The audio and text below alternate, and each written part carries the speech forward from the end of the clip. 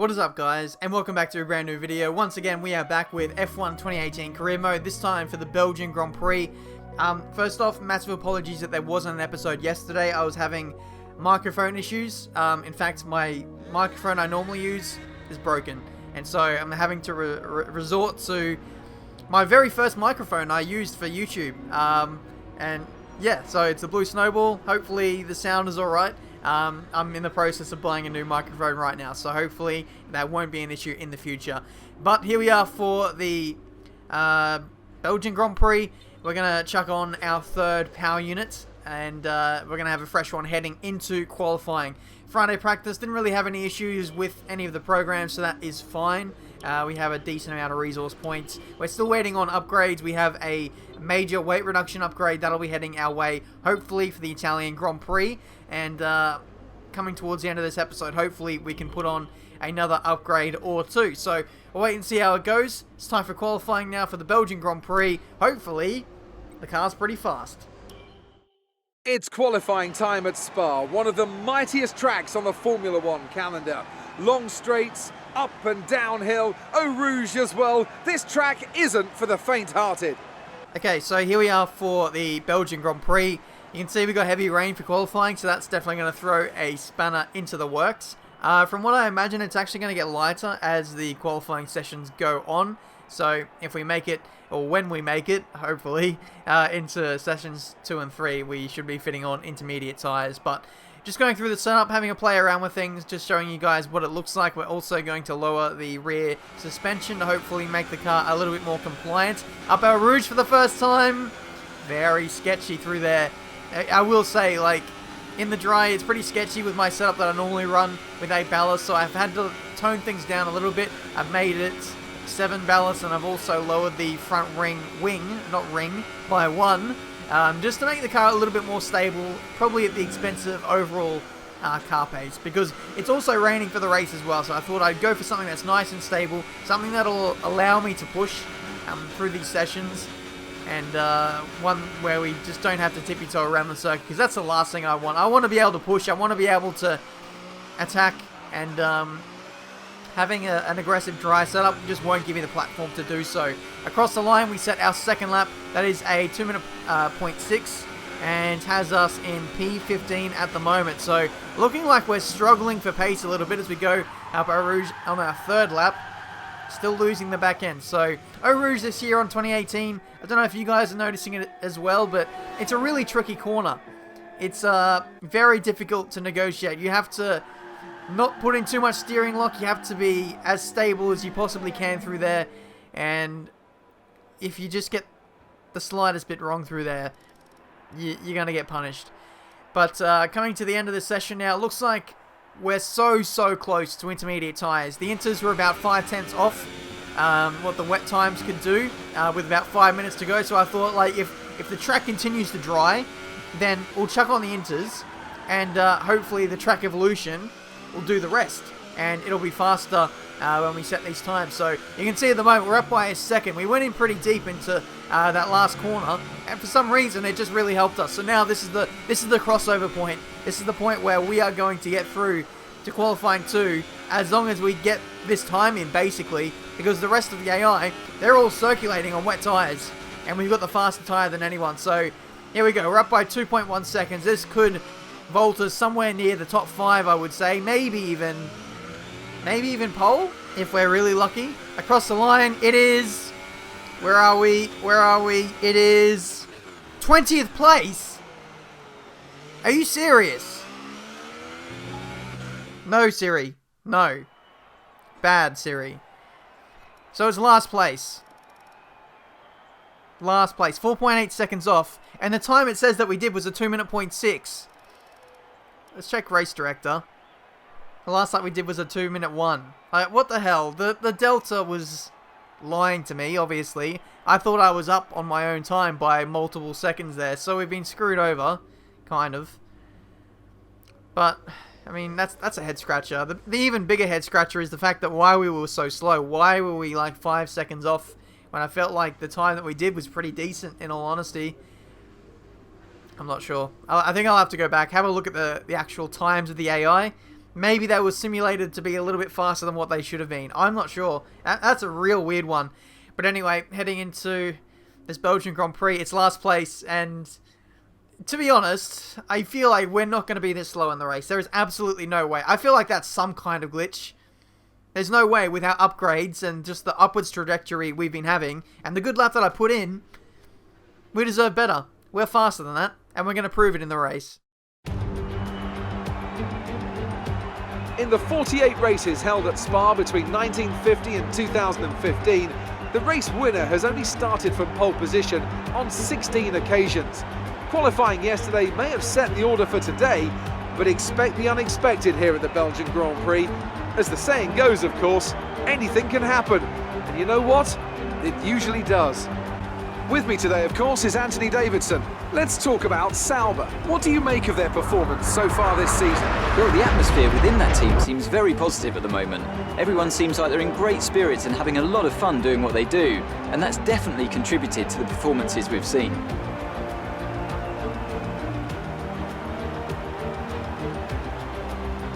Well then, after an exciting qualifying session yesterday, let's take a look at how the cars line up. Daniel Ricciardo starts from pole position today, and Valtteri Bottas will line up alongside. Looking down the rest of the grid, we have Raikkonen, Vettel, Kevin Magnussen, and Hamilton, Grosjean, Verstappen, Sainz, and Esteban Ocon, Leclerc, Hartley, Sergio Perez, and Van Dorn, Stroll, Sirotkin, Mr. Monaco, and Nico Hülkenberg. They've taken a grid penalty. Alonso and Pierre Gasly rounds off the grid. And now it's time to head down to the track. Okay, don't worry about making places into one, it's far too tight. Concentrate on a clean exit so you get good momentum down the Camel Straight. Alright, so here we are on the grid of the Belgian Grand Prix. You can see race strategy is fairly simple there. Rain is going to get lighter halfway through the race, so I'd imagine we should be able to stretch the wets that far. But otherwise, it's just a case of moving forward in the Grand Prix, not letting the points runners get too far away in this race, and we should be in with a good shout. We've got really good straight line speed. We're the second fastest car in a straight line, will I say. So that's got to count for something here at Spa. Overtaking should be fairly simple. 3-6 wings, fairly low downforce, so I'm quite looking forward to this one. Let's have a look at the weather. We're expecting the rain to get better in around 5 minutes. Light rain in 5 minutes' time. Full wets seem to be the fastest tyre for now. So that switch to intermediate tyres might come a lot sooner than what I was anticipating. It seems like the wets don't really... I don't know, they seem a little bit useless in wet conditions on this game. Sometimes you can run inters in full wet conditions and they're faster than the wets. I'm not too sure, but here we go. Ready for the start of the Grand Prix. We're not last, we're 17th, so we've got a few cars already dispatched behind us due to grid penalties. But let's get this one underway. 5 red lights and away we go for the Belgian Grand Prix. I actually missed the start there a little bit, so that's my bad. Trying to get the right bite point with the clutch, but away we go into turn 1. Missed everywhere. We're going to take this nice and carefully. No point throwing away the results. Trying to be too aggressive on the first lap. We get up the inside of Stroll, and we're pretty much uncontested now as we go up our Rouge. So this should be a pretty good test of the straight line speed. We've got Van Dorn up next. Hopefully we can smash past him. There is quite a bit of a gap between us and him, so I don't know if that's going to be too effective here on this first lap. Stroll right behind us as well in that Mercedes-powered Williams. So having to watch out for him as ever, but we go to the inside, overtaking Van Dorn, who's just caught up behind the train of cars here. We're trying to sneak around Sergio Perez there, albeit off the circuit, but we're getting around the outside, can't quite carry that momentum though, and we hold on to P14. So pretty aggressive start so far, despite picking and choosing my moments wisely, I would say. That move on Perez probably was a little bit sketchy, but he holds on to the place anyway. So it's P14. We still have everything intact. We're building into this Grand Prix now as we go up the inside of Perez. Now these guys really getting held up quite badly just in this train. No one really looking for a gap. No one trying to force an overtake up the inside, which is interesting. I do wonder if someone's got front wing damage up here. These guys are going fairly slowly. I'll tell you what though, we're not going slow up our Rouge. That is full commitment there as we go up the hill. Ruddy on, shall I say. Man, the internet these days. Anyway, slipstream on Hartley. We're going to go the inside, possibly into Lacombe. He leaves the door open. Verstappen is out of the Grand Prix, is he? There's a yellow flag. He's stopped. Virtual safety car has been deployed, and we have to regroup in this race in the midpoint of lap 2. So, unfortunately, as we were getting that move done... The rain should lighten up soon. We're seeing light rain in around 2 minutes. 4 wets seem like the best tyre for now. Wet's still the best tyre. Unfortunately, as we were getting that move done on Hartley, the virtual safety car just saved his bacon, and we had to concede the position.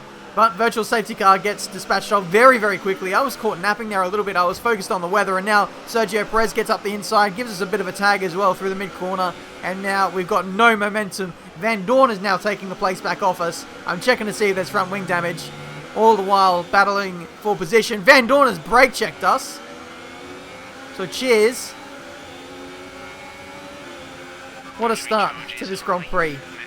What a start. We make so much progress forward, and now it's all going backwards.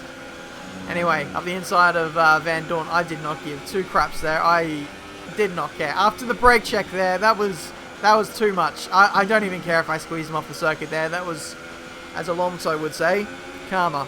But anyway, lap 3, yellow flag is still deployed. Sebastian Vettel is out of the Grand Prix now, and that is a huge blow for his championship for this race as well. It leaves Daniel Ricciardo out in front over Valtteri Bottas, Lewis Hamilton, one of the Mercedes anyway, and he is possibly going to run away with this race and maybe even this championship. Like I said, the Red Bull has quickly become the best car, but they don't exactly have the, oh my goodness, the position in the championship at the moment. But that's a terrible run for us on the back straight. Just caught up on the curb and then on the grass. Had to save the car, and now we're squabbling away with Nico Hülkenberg, who holds it around the outside at Blanchimont, and he squeezes us off. My goodness, this race is something else. The AI are really, really aggressive, and they've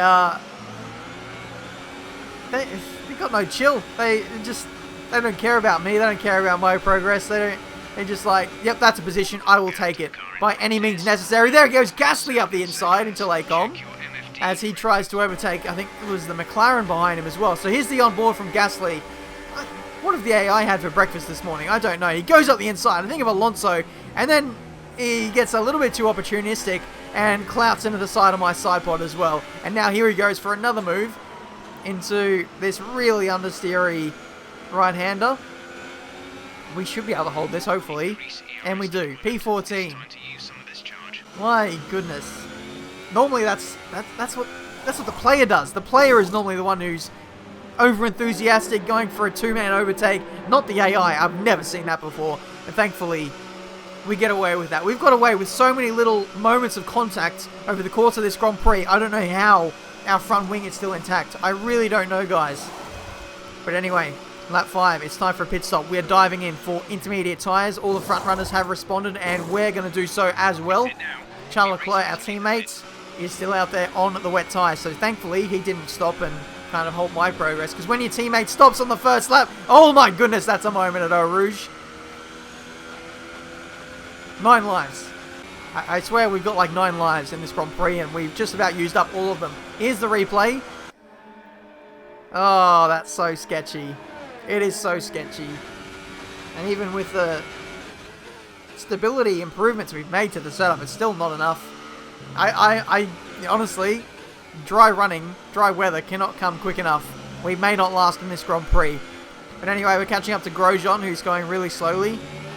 I don't know if he's got front wing damage or not, but we dispatch of him, and that is us up in a P11.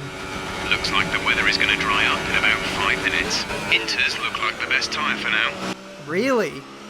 We've literally only just switched on to the intermediate tyres as well, so the drying process here in Spa has been mega fast. But here we go. This is Nico Hülkenberg, I believe, trying to overtake us around the outside now. The race is starting to settle down now. You're starting to see some quite large gaps emerging. That is our fuel going from positive to negative by a lap, so that is what you want. I don't know if that's a glitch or the fact that the game has recalculated for dry conditions, but now we all of a sudden need to save a lot of fuel in this Grand Prix. It's time for dries. You can see the circuit has dried up massively quick. Gone from like monsoonal conditions to dry running in 11 laps at this Belgian Grand Prix. Getting aggressive here, getting quite punchy here on Sergio Perez as we overtake him up the inside into Blanchimont. This is going to be sketchy, especially since the tyres are starting to overheat. The grip is diminishing on this compounder tyre, and we are going to dive in for a set of dry tyres. So yeah, this next phase of the Grand Prix is going to be very interesting. We don't really know what the pace is going to be like in the dry. Like I said, I've gone for more of a stable setup that I would have thought would have worked a bit better in wet conditions, but now possibly in the dry it may not be so good. But in saying that, I feel like the pace so far has been good. We've been making really good progress. We've made a lot of mistakes, but after those mistakes I feel like we've recovered really well. So we'll see how we go for the remaining laps of this Grand Prix. It's just unfortunate that we lost so much time battling and through all those mistakes that the guys inside the points are a long way from us. So it's going to be quite a hard task to catch up to Hartley, who's a solid 5 or 6 seconds up the road. That's Hulkenberg going up the inside into Lecom as he completely overshoots that. There's a yellow flag up ahead. I think this is Lewis Hamilton going slowly. It is. So he is going to be out of this race potentially with what looks like a puncture, or I think it was a puncture from what I saw just zooming past him. But again, the battle continues between myself and Hulkenberg. This is quite the interesting one. He goes quite late into the bus stop chicane and we can't overtake him there, so he holds on for P9 in this Grand Prix. There's a Williams, I believe, coming out of the pit lane, but this is the replay of Hamilton just driving really slowly. It is a puncture, so right rear for him, and he's taking this mega slow to get this back into the pit lane. He doesn't want to get any floor work damage. That's Hulkenberg running straight into the back of Hamilton, and he is pretty much ruined his race there. So Hamilton pretty much dawdling on the racing line. Hulkenberg wasn't aware to it or didn't want to slow down, just ran straight into the back of him. He's chopped off half of his front wing, and that is his campaign for some points today pretty much over. Gap to car in front is 8.9 seconds. Safety car deployed. The safety car has been deployed. This race never fails to surprise. We now have a safety car, and we're actually going to dive in for a set of super soft tyres and run this to the end. Like I said, the gap to the cars in front was pretty large, and now we're going to take a bit of a gamble here and pit on the supers, and hopefully this gives us the pace, the platform to really attack the guys who are already established inside the top 10. But the bad thing is we're actually nearly a lap down. So it's going to be quite the task to catch up to the guys already inside the top 8. I'm not too sure if we're going to get there. I don't know if we actually would have got there anyway, even if we didn't make the pit stop, because look at where they are now. We're still, we've only just entered Sector 2, and they're coming to the end of the lap here. So we're getting ready for the restart. Hamilton actually made it back into the pit lane, and he is going to continue on in this race. He's actually sandwiched in between Bottas and Raikkonen, I believe, between P2 and P3, but away we go for this race now. I'm pretty much in no man's land. You can see Brennan Hartley is like 20 seconds up the road, so unless there's some kind of miracle, we're not going to be able to do anything. We're not going to be able to move forward any further in this Grand Prix. One man who can, though, is our teammate Charles Leclerc. There's yellow flag up ahead. Not too sure what that's for, but he's currently sitting in, believe it or not, P5 in this Grand Prix, with the potential to possibly get 4th if he overtakes Carlos Sainz. So I'm fully rooting on my teammate here to hopefully get the job done. This is Daniel Ricciardo trying to fend off the 2 Mercedes. He's got Bottas, the company, less than a second behind him. So it's well and truly on for this Belgian Grand Prix victory, and maybe even a podium if Charles can get this guy, and maybe even, dare I say it, one of the Ferraris. But here he goes, Slipstream DRS, hopefully hot lap fuel mixture, ERS mixture as well. He goes to the outside through Lake Com. Can he get it done though? There's a bit of contact in the mid corner. Thankfully the Renault has medium compound tyres on, so Charles definitely has an advantage there. Around the outside, and that is P4 for the Sauber driver. Awesome, awesome stuff. Good stuff. I'm so happy for my teammate there. Daniel Ricciardo was going to come across the line and win this Belgian Grand Prix as well. But what a race. The AI have really turned it on today and gave us a race worth remembering. The result itself, possibly not the greatest in the world, but the battles that we had today were simply outstanding. And it's going to be P9 and 2 points. Okay, pick up rubber and bring it home.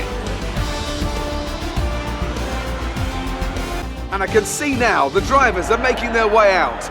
We need Red Bull fighting at the front. They do an incredible amount for Formula One. And that's another winner's trophy heading back to Milton Keynes. Huge day. Absolutely mega for Daniel Ricciardo. And a day where his championship rivals are not really scoring points. Vettel got knocked out early. Verstappen, we saw him stopped at Les Combes early on in the Grand Prix. Believe it or not, he actually continued on, but he didn't get any points. And Hamilton as well with that puncture. So huge points gain in the championship. Bottas and Raikkonen, the two Finns, rounding out the podium there. And I believe Ricciardo has taken the lead of the Drivers' Championship for the first time since Australia. So, what a day.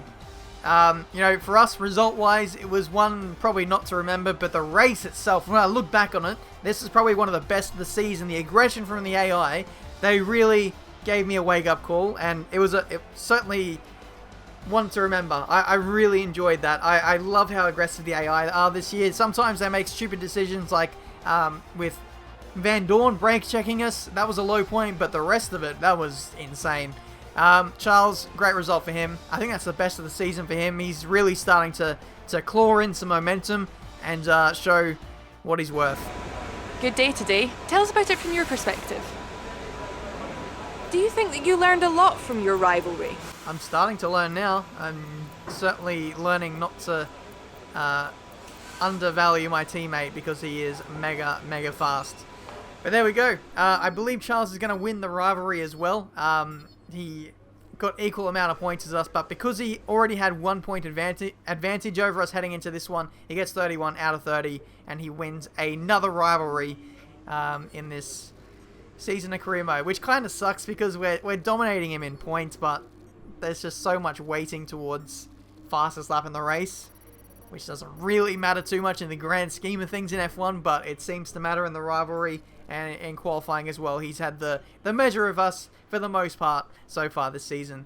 But there's the performance index of the teams. Haas have made big developments heading into this one, but they really didn't show it, did they? I think they were like, there was one Haas in front of us and one Haas behind us, so the on paper performance not really showing there. Maybe it was aero related, but in terms of upgrades for us, we have 900 resource points to spend. We're going to actually spend that on drag reduction heading into Monza. That'll certainly make a difference.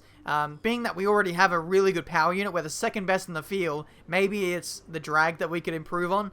That'll help us move further forward in some of these races. But guys, that's it for today. Thank you so much for watching. Apologies about the lack of episode yesterday. Yeah, just the microphone issue, which I couldn't really help. So yeah, if the audio in this one was a little bit off, I apologize. I'm gonna buy a new microphone as soon as I possibly can and get that in for the videos just like I used to. But that's it for today. Thank you so much for watching. Smash the like button if you enjoyed. Subscribe to the channel if you're new to see plenty more F1 2018 videos. We have a rivalry. We have a championship on our hands with our teammate Charles Leclerc. We absolutely cannot drop the ball because he is still a mega force at the other side of the garage. I'm really looking forward to the battle with him once this car is race-winning worthy. It's going to be sick. Until the next episode, the Italian Grand Prix, I'll see you next time.